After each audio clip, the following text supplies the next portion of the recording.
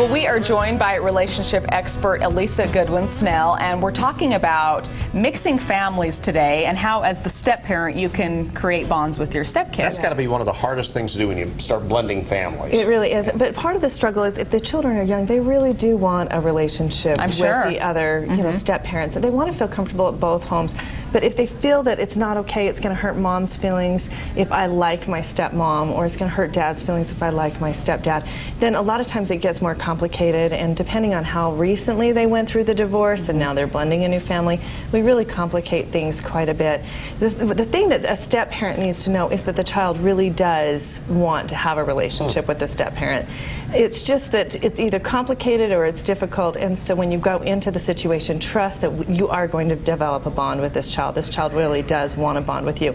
Now, it might be different if you're with teenagers. Yeah, how does it work at that point? Well, with teenagers, it's more complicated because they really want a relationship with their friends. You know what I mean? Right. And you That's really, the most important thing. Yeah, you know, you really are more peripheral to that process. So I think the important thing is, as a mom, as a dad, really encourage your kids to feel like they can go to their other parent's home and feel comfortable, because we do want them to feel loved at both places. We want the kids to be comfortable at both places.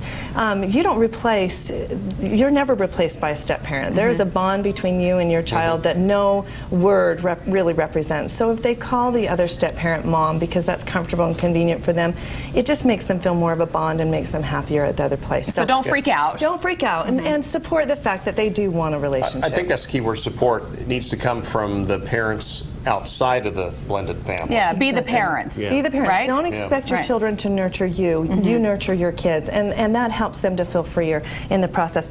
The second part of that would be invest in your stepkids. You know, because they want a relationship, show them that you want a relationship with them. Invest in them. And one way to invest in them is to learn their 5 love languages. And so they're top 3 out of the 5. So we've got touch, words, acts of service, gifts, and time together. And there is a book, The 5 Love Languages for Kids. So that can be a really valuable resource.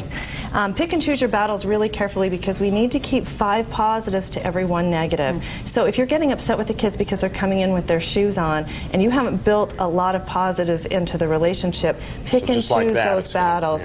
Yeah, because who wants to have a relationship with someone if I'm always feeling like I'm in trouble or I'm not enough? And so as a step-parent, you know, it's not the same bond that you have with your own child. You really do need to measure very carefully how much the positive and negatives are.